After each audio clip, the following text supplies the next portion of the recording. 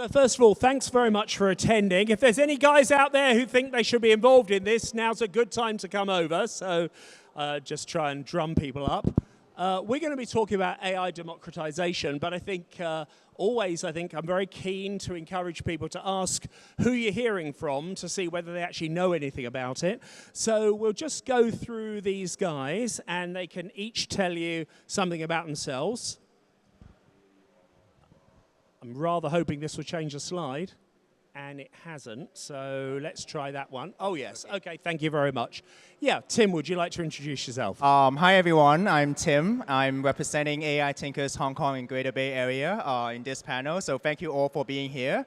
So just a very quick introduction about what AI Thinkers is about. We are an AI community. We are less than a year old. We only have started our meetups for around like 8 months, and so far we've grown to like 300 plus people on our platform. And so what we do is that, and also to tie into today's topic, is that we host these meetups to make AI accessible and inclusive by creating an open dialogue about AI, by inviting different people to come up to share their projects, what they're doing with AI, and have dialogue on AI. And the next thing is that it is a platform where the way that we do our meetups is that it is a demo-focused meetup. So it's not a meetup like this event where you invite panelists to come do certain sharing. Instead, we do an open call for everyone to submit a demo that they're building with AI. And then they would have like a 5 minutes time to share the demo, 5 minutes Q&A. And then we found out that this is a very good way to really facilitate hands-on discussions about AI instead of just discussing about theories, which is also important, but hands-on development is also very important. And the third thing is that by sharing with each other, we're able to share our learning with each other as well. One of the things that I found about AI is that in addition to learning from AI through these different prompts that you have, it's so important to share your experience with your peers and people around you on how they are using AI, because the way that they're using AI can very likely inspire you. So that's something to keep in mind. So that's pretty much what AI Thinkers is about. We've been partnering with a lot of partners to support our meetups. Our meetups are free of charge. It's RSVP only, thanks to all the partners, and thanks to everyone, even this platform, for giving us an opportunity to share. So yeah, that's pretty much what AI Thinkers is about. And I'm Tim, the chapter founder and lead organizer. So back to you, Andy. Thank you. Thank you, Tim. That's great. And I'm really pleased we got Tim here today. Full disclosure, I'm also an AI tinkerer, one of the co-organizers. But Tim has led this venture right from the beginning in Hong Kong, putting the whole thing together. So huge kudos to you. You've done a fantastic job. So I think he's got a lot to contribute today. I'd like to move over to Gary. And here's your slide. Hi, hello everyone. I'm Gary from the Kinrich Enterprise. And Ranger is our company brand for the smart site safety system. I think I'm weird in this atmosphere because our company is doing the construction technology. And then we are in the adoption of the AI into the AIoT, IoT, and then a lot other CMB platforms to enhance the safety management, project management of the construction sites. And since 2024, the government had regulation to force all the public projects to adopt the 4S in all the construction sites with contract price more than 30 million Hong Kong dollar. That's why it is a good move from the regulatory, and I hope the AI can be adopted in the industry, and so that all the AI community can become have a better future. That's great, thanks, Gary. And there we have a real example of AI being used within the community, perhaps within groups that we wouldn't immediately think are the target groups. So that's really interesting. And now we can move over to Derek. Perhaps you'd like to introduce yourself. My name is Derek. We're investors in technology. We have a unique business model where when we invest in a company, we're not just passive investors. We have 3 things that we do. We help to extrapolate the vision. So a lot of times what you think as a founder might be the vision of your company, we help you to look past that and see where it could actually become an even bigger opportunity. So that's where we extrapolate the vision. The next thing we do is we help you to evolve the technology because technology is so fast moving.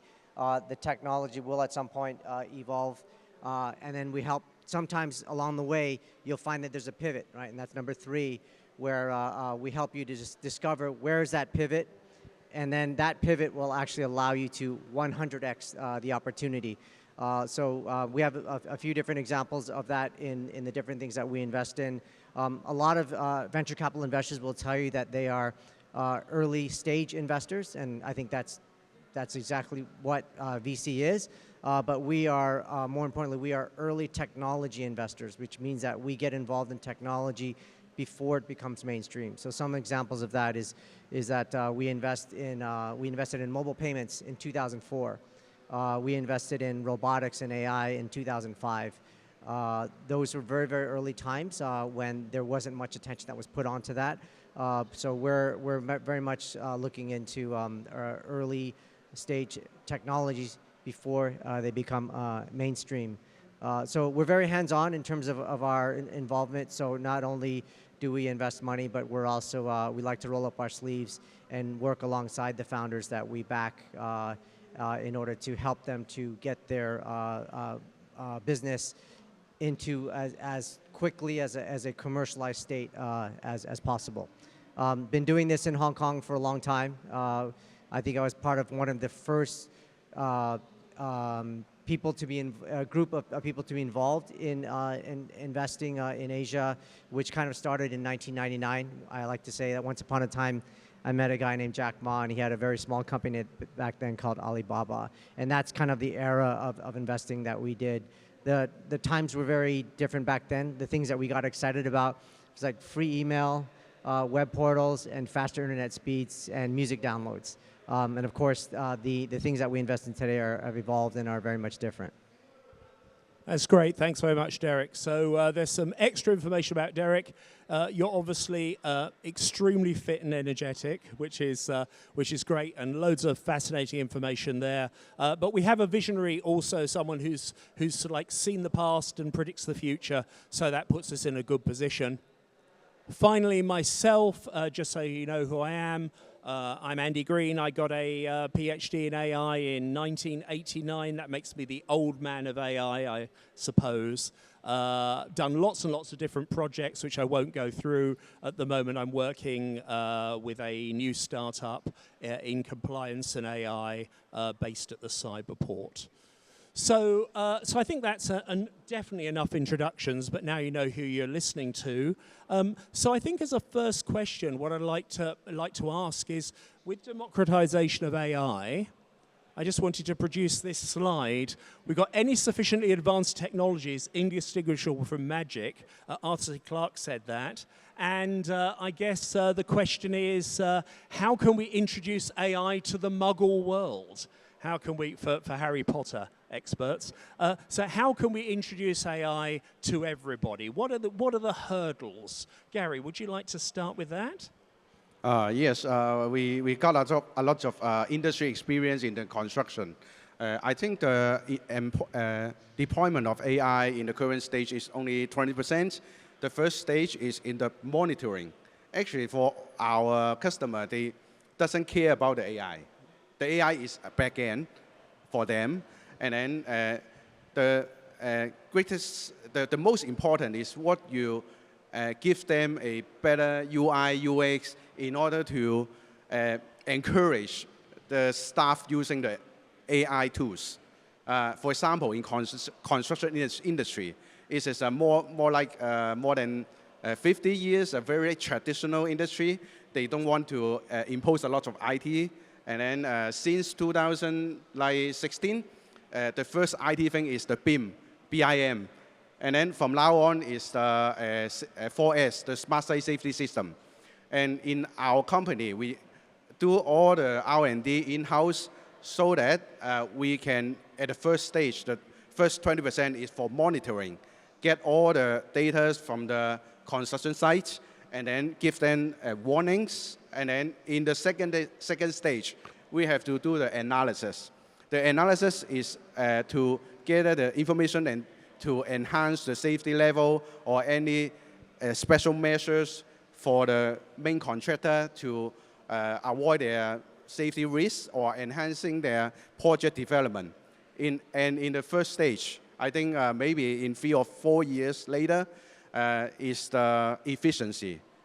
If there's no efficiency or no gain in using the AI, in the company point of view, it's just a cost. If it become a profitable implementation, it will become the AI can be implemented in a lot of aspects.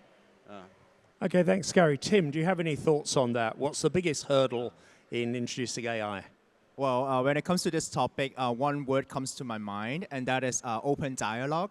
And it is an open dialogue between human beings, but also an open dialogue between man and machine. So when we think about our interaction with AI right now, in the early beginning, it's really through prompting, right? So that is actually a dialogue that you're having with AI. So in the beginning, we all have our own experiences with AI. We have our dialogue with AI. We understand what it can do, what it cannot do, right? But at a point of time, you will start to notice that even though you have this, massive data bank of all the knowledge, consolidated from all the data set that it has been trained on, there are still limitations, that there are difficult questions that AI cannot answer. So that's why I think open dialogue is so important, not only just having an open dialogue with robots, like man and machine, but to have a man-to-man or man-to-woman, like people's open dialogue. And that's also one of the reasons why I decided to bring our AI community to Hong Kong, like to start a new chapter about having a dialogue about how we can use AI, how people are using AI. And actually, if you think back 1 year ago, so my journey began 1 year ago. 1 year ago, in September 2024, if you think back, we didn't really have a lot of AI tools for the general public here in Hong Kong. DeepSeek wasn't here since, DeepSeek was a company that was building behind the background, but it only went viral in December, right? Back then in September last year, we only probably have access to maybe Poll.com. I'm not sure if anyone used Poll.com, but that is one of the platforms that we've been using.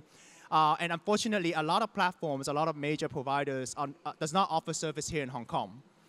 It's starting to change. We're starting to get more AI platforms that we can use. We're starting to have more and more open source models that we can even use to train our own AI or use different APIs to build our own software. But I think it's so important that the first step to make AI accessible to all is to have that dialogue, right? It's to have that dialogue with yourself, with the AI window, with people around you. Hey, are you using AI? If not, what is stopping you from AI, and why it's so important to start using AI? Because it's going to be an indispensable part of everybody's daily life. We just had the new iPhone being announced just earlier this morning, right? Incorporating Apple intelligence. So one thing is that AI is not going to be like another just a buzzword AI. Oh, let's talk about AI. It's just going to be something that is so seamlessly integrated to your daily life. But we need to start preparing and start thinking of the repercussions of, hey, if we are starting to roll out a lot of AI agents, what is the next level of work that we can do in the future of work? So I think open dialogue is very important. I'll just leave it on this. Thank you, Andy. Okay, that's great. Derek, you've seen lots and lots of new technologies. So what are your thoughts about the main issues for democratizing AI? So I haven't. I think what just following on what Tim said, there is an agreement there in terms of the dialogue. I have a different word for that. I'll get to that in a minute. But I think in terms of like the barriers for AI, it's actually what's going on in the news today. It's actually very geopolitical. Without talking about countries and finger pointing, it's that the more walls that are put up between countries, it's just very hard to share innovation and have, as Tim says, open dialogue. So I think what that ultimately boils down to is actually today where we are with AI is I still consider it to be still very early stage in terms of the use cases, how accurate or how user-friendly it is. Are you getting the information that you need that makes AI useful in the day-to-day things that you do? And all of that requires tools and platforms. But of course, tools and platforms cost billions of dollars in investment, as we have seen.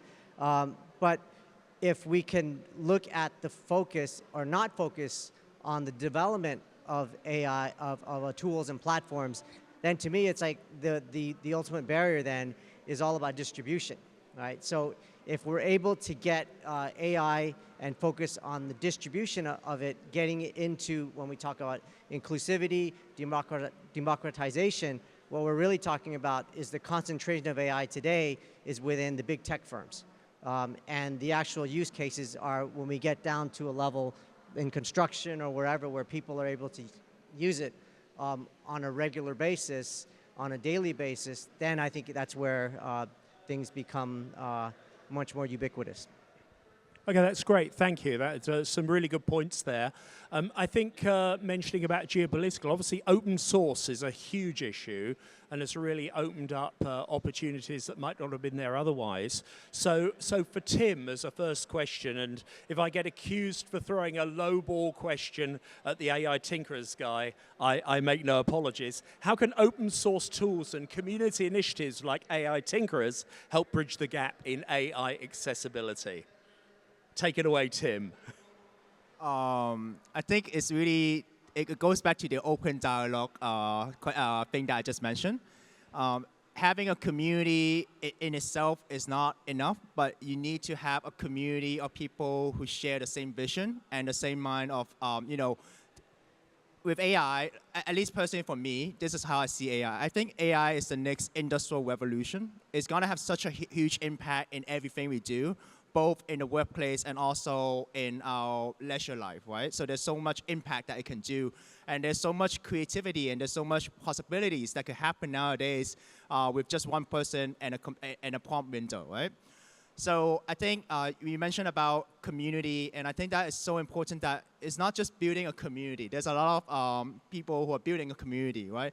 It's really about finding the people that aligns with you when it comes to seeing this technology, right? And I'm so glad that we're able to build a community so far with people who are aligned on, hey, we love talking about open source, but we also don't shy away talking about closed source AI models as well, right? Because it's really a discussion that we should have. And also, if you don't have that comparison, if you don't have that discussion, how do we know that open source models in some way is better than closed source? And also, how do we help each other enhance on what we're building, right? So just to give an example, I think so far, all I can say is I'm just someone who hosted an event, right? And it is really the people who come to the event that brings value to the event. And so far, I'm so happy that we are able to find a lot of people who are really building with AI. I'll give some example. I won't open names, don't worry, but we do have someone who comes from a corporate sales background, okay? And he has no programming background at all. But in recent years, he was able to, you know, with him and his computer and a prompt, he's able to start learning programming. And he was here to do a demo showcase yesterday about his CRM system, which is powered by AI agents. And I think that is a really interesting thing to see, that we're seeing a pivot on, you know, in the past when building tools or building software there's a huge hurdle that you have to go through. You have to have some sort of programming knowledge and understanding. But now in some way you can vibe code it. I'm not saying that programming is not important, right? But it just makes it much more easy accessible. But it also comes with risks because, you know, when we talk about building an application, there's also architectures that you have to talk about. You have to talk about security concerns and stuff like that. And it is through, because we have a community of open dialogues, we have someone who was a lawyer turned into a programmer who is training his offline Quen model at his backyard to build like an AI legal system. He was able to, so these people coming together will be able to share with each other, hey, actually there's this part of the business or this part of the technology that you might have overlooked. And so I think communities are able to drive a lot of interesting discussions. And we're not trying to be a very technical focused community, but with AI, since it's democratizing in some way access to technology, we're trying to be a community where the more the merrier, like a rising tide raises all ship, right? So that's what we're trying to build.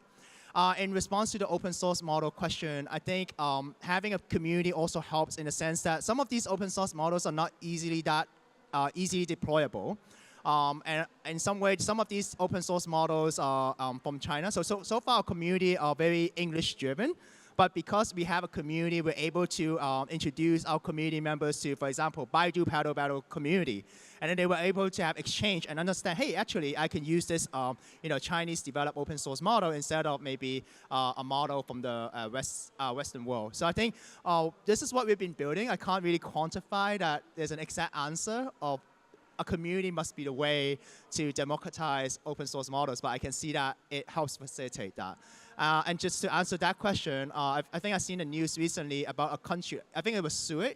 They decided to launch their own open source model on a country level where people can start building on top of it. So I think it's actually very interesting that countries are also developing their own LLM instead of private businesses as well. So yeah, thank you for your question, Andy. Okay, that's great, Tim. And it seems to me when you're describing lawyers and corporate salespeople starting to build applications, that actually we are genuinely seeing some democratization of AI through those sorts of things. Derek, do you just want to give us your view on what you think open source's role is in development of AI and democratization of AI? Open source is really important because it's really, we're talking about transparency, sharing innovation so that you can speed up development, find better use cases, all of these things that would help innovation to thrive, whether it's within a small community or a specific region somewhere around the world. That open source model of sharing, I think, is really important because whenever you have something that's open source, there's a level of governance that goes around it. There's a level of trust that goes around it, and then that allows for transparency. So for any type of technology to really thrive and become mainstream, you do need to have those different elements in order to create the right recipe for companies to develop or for technologies to develop. Gary, do you have any thoughts on open source and how it fits into the whole democratization debate? Yeah, sure. Actually, I think our company is one of the most beneficiary from open source. I can say for building the centralized management platform in the past, maybe it cost you 10 to 20 software engineer for a year. But in nowadays, I can say for each project, we can only train up some fresh graduate for a month, and then we can give out product within 2 months, with the cost cutting down by more than 80%. So that we are the beneficiary. However, I have to emphasize one thing about the AI. AI, the biggest resistance of using AI is professional. We cannot do AI doctor, AI nutritionist, AI engineer, because for professional, they want AI to assist them instead of replace them. So our company is, I think, maybe the only one in the industry. We got safety officer, safety audit. It's very crucial in the construction industry. But the reason is back to Tim, is open dialogue.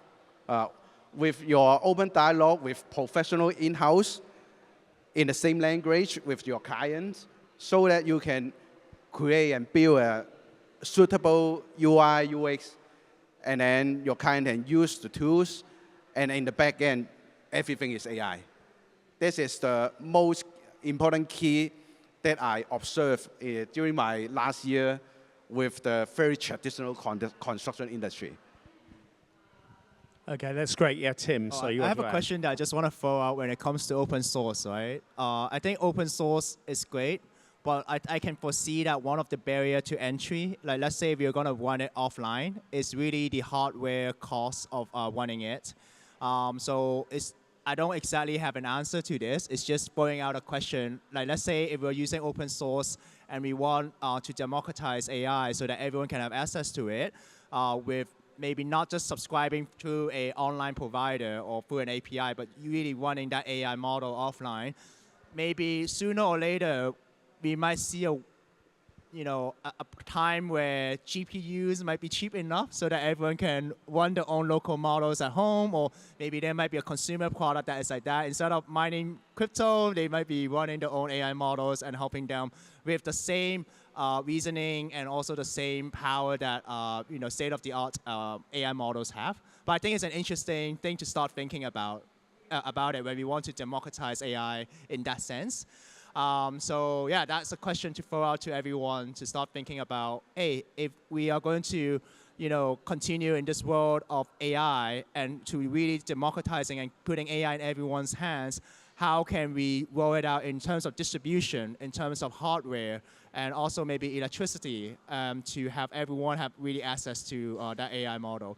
And one of the reasons why I started thinking about this is that I was reading an article saying that the US is actually not prepared in terms of the energy grid level to roll out a lot of offline or locally host AI models. But in Hong Kong and in China, it's actually relatively well planned. So that's why maybe in the future we'll start seeing some of these being rolled out. So yeah, just throwing this out to think about. Yeah, I mean, I think I'd say to that there's a difference between open source and open hosting. So in terms of open source, you've got access to all the code, you can look at it, but you could have it hosted somewhere else. A very good example, I don't want to promote companies particularly, but say OpenRouter.ai, who basically provide you a whole pile of free open source models that you can access, and then some that are paid as well. So that allows you to build something and easily select a lot of different models, compare the differences, and basically have free access to these things. But I think your point's well made that there are lots of issues associated with the amount of resource required, electricity, water, all the other things. I saved my coffee cup today when I was having coffee in here and reused the same cup. I think that is the greenest thing I'll do the whole day. I'm pretty sure everything else I do is bad for the planet. So yeah, I take your point. In a minute, we're going to give you a chance to ask your own questions. So I hope you're thinking of some. I just wanted to ask one more question before, because it isn't always sunlight and roses. Sometimes there are complications. I read a survey recently where they were asking general population what they were actually using AI for, and over 40% of the people were using LLMs for life advice and guidance, which sounds slightly chilling to me. How do we balance democratization with responsible AI development? We've got issues of safety, bias, and potentially misuse. Would someone like to come in on that first? Do you want to have a go on that, Derek? I mean, I think it's very logical in the sense that whenever you have a new technology, you have to put some kind of guardrails around that. It's the same thing as what we saw with the internet. Where it's accessible to everybody who has a device in which to access it, but someone needs to govern what kind of content it can be used and what it's being used for. The same thing is happening with AI today, right? Especially if you're dispensing career advice or life advice, you definitely want to have some guardrails around that, just to make sure it's not improperly used or that people aren't using it to get the wrong advice. And that type of governance really falls into the hands of either it's a combination of being used by governments putting their own rails around that, and then each company that is a developer of that, they also have that responsibility as well for their users. Yeah, I'm minded of social media and wondering whether that's going to work on the basis those models have been a little bit dodgy before. Gary, do you want to go next? I think in the real life working environment, I could prefer the AI can be in the cloud, because it's cost saving, efficiency, because we are not a very large corporation or like educational institution. It's a very huge cost at this moment if we implement the AI modeling algorithm hardware in our company. So I can say 100% of our AI resources will put it back to the cloud. So this is the easiest way for SME to enter the market with some products that can be adopted. Tim, what are your thoughts on this? I was actually waiting for the kid to leave the room before I have my sharing. That was a lucky break then, wasn't it? Yeah, that was a lucky break. This is not something that you usually hear on a panel, but one thing that I've noticed that is a key driver of technology is actually the adult industry. I'm not sure if you guys noticed that when in the beginning, cassette tapes, video cassettes first came out because they wanted ways to distribute those material. It's the same for VR as well. That's how it started to grow. And the reason why I wanted to use this analogy is that when generative AI, like generative image first came out, there's a lot of websites where you can look at open source models. And open source models are diffusion models that has been trained to generate a certain thing. And explicit images is definitely not uncommon there. Okay, and then there was a time where they were trying to purge it, but then it still happened because it's an open source model. You can train it with LoRa, and you feed it what you feed in, what it generates, right? So I think it's so important, and there isn't really exactly an answer, right? And of course, the easiest way to say, hey, I wish that all those state-of-the-art AI providers are now implementing some sort of responsible AI safeguard and so on, so that people can generate this, or when people are being depressed, the AI model will sense this and then say, hey, why don't you call this hotline or whatever, or something like that. But I think ultimately what we can do for ourselves is to safeguard our own usage of AI, right? If we know that there's something that we're using this technology and it might not be the right way to use it, then we should start thinking about it and start being aware of it, right? Say, for example, there might be places where you think generating a certain image is very efficient in a certain style, for example, for marketing, say, for example. But maybe that image is a certain art style of a certain famous illustrator, right? So it's a very gray area. There's no one is gonna come report your art and say, hey, you generated this in Studio Ghibli style, and therefore I'm gonna sue you for this. No one is gonna do that. But I think as a person who's using the technology, we should at least start from ourselves to think, how do we use this responsibly? And then at the same time, knowing that the pitfalls that these technology could have, start branching out and going back to open dialogue with people around us. Because another example I would raise is that there's a lot of scams out there, and now scams are becoming more sophisticated. They can now clone your voice. They can use AI to replicate your family member's voice, give you a call, and try to fool you on that. So even though we might not be able to control how other people use it, but we can look at people around us and say, hey, actually my parents are not that well-versed in technology, or maybe my kids are not that well-versed in technology. Maybe I should have that open dialogue with them. Hey, how do we prepare and protect ourselves from the pitfall that this technology can bring? So I think that would be my response to that. It's not exactly an answer. It's not exactly, oh, we should do this on a policy level, but let's start not policing, but start using technology with a purpose, with an intention. And I know that not everyone uses it for good, but at least if striving for goodness is what you are into, then maybe we can strive for that. So that's what I want to say. Thank you. Right, okay. It sounds to me like I should shout a bit as a result of the guys next door, but I didn't think the neighbors were going to be that noisy. I mean, that's a very interesting point, Tim. I think I remember hearing from another talk that history doesn't repeat itself, but it does rhyme. And when the printing press was developed, the first book that was published was the Bible, and the second one was pornographic by the standards of those days. So yeah, this isn't a new thing with new communication media. So I'd love to open it up. Is there anybody who's got a question they'd like to ask this erudite committee or panel? Yes, sure. I think we don't have a wandering mic, so I'm going to pass mine down. Thank you. So I guess this is, firstly, thank you to the panel. So my question is, I think these days there's very different sort of levels of AI, and there's free models, open source models, but then when you look at what are the state-of-the-art models, a lot of these are very cost prohibitive for people to access. How can we reconcile what is sort of state-of-the-art and versus what is available sort of for the masses that maybe don't have the resources to pay for them, and is that going to create greater disparity in the future?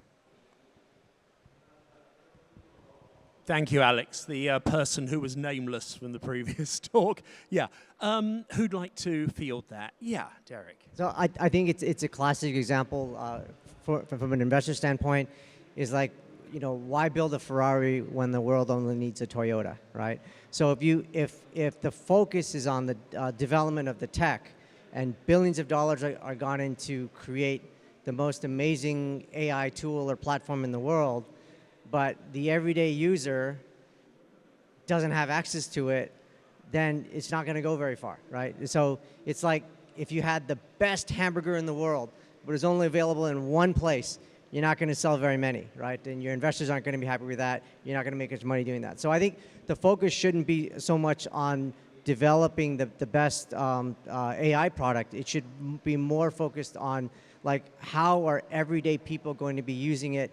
Can we just drop it into existing applications or platforms that people are using today, so that maybe some farmer in India that needs to use it on his mobile phone can predict when the weather is going to when it's going to rain, so he can understand what his crop cycle is going to look like. That to me is much more useful than coming up with the best new shiny object in AI, which only people in the developed world can use. There's no inclusivity or democratization in that. Thank you. Do either of you guys want to add anything to that? I have a supplement answer, not exactly an answer to that, but a sharing. But I feel like it's very hard to keep chasing the next shiny model. It changes all the time, and the cost is really high, right? But as a builder, what you should be thinking about is what value add can I do on top of not relying on that model's capability.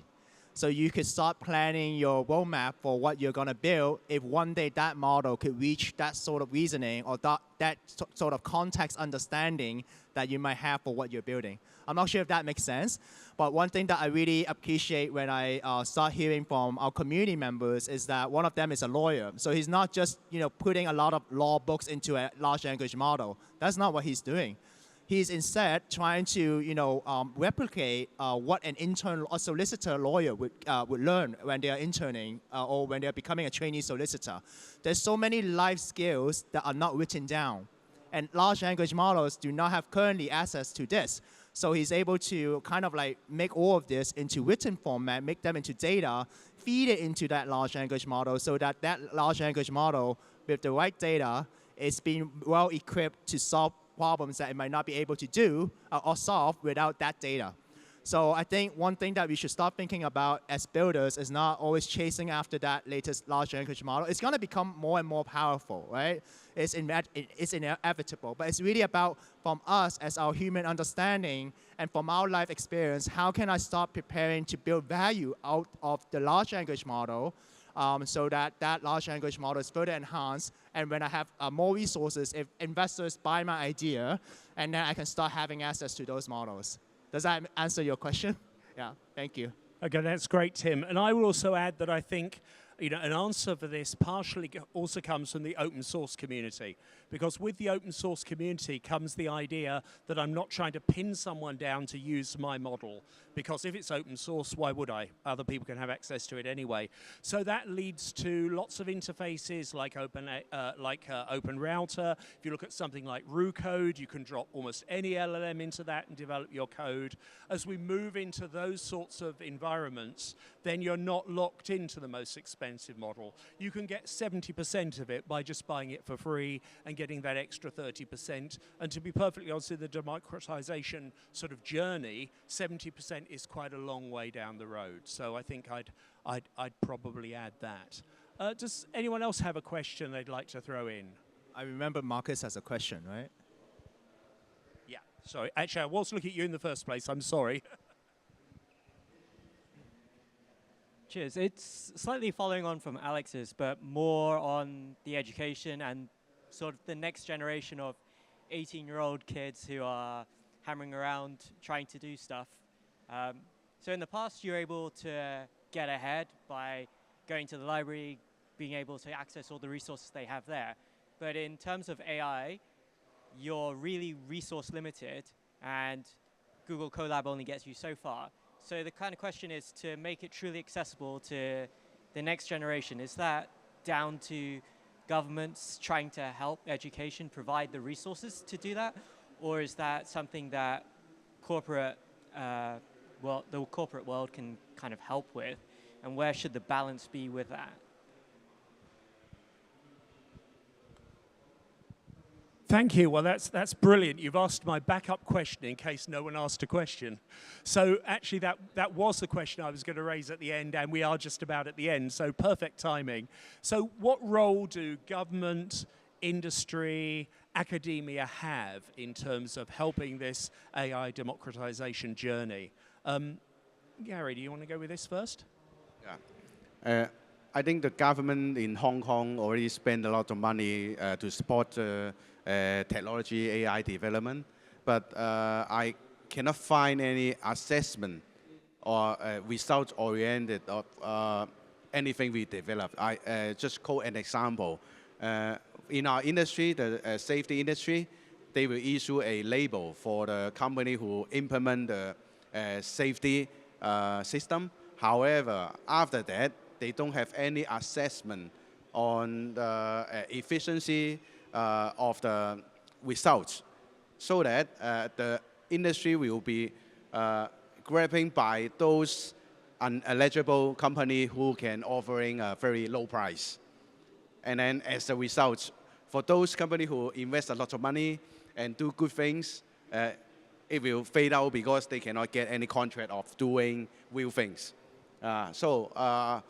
For the policy, I hope our government or any regulatory body, in the first beginning, I agree that the level can be lower in order to adopt the technology. However, in the middle or in the end, in the later stage, we have to evaluate what happened and then give license or give some standard like a subcontractor or whatever, so that you can keep the standard of the industry, and then the customer is willing to spend because it is useful. Okay, thanks very much, Gary. And either they're being very friendly at the back or they're waving at me to say that we've run out of time, and I think it is the second. So I'd like to say thank you very much to the panel. Perhaps you'd like to thank them in the usual way. Tim and Gary and Derek, thank you very much indeed for your erudite answers. Will we have like one sentence before we end?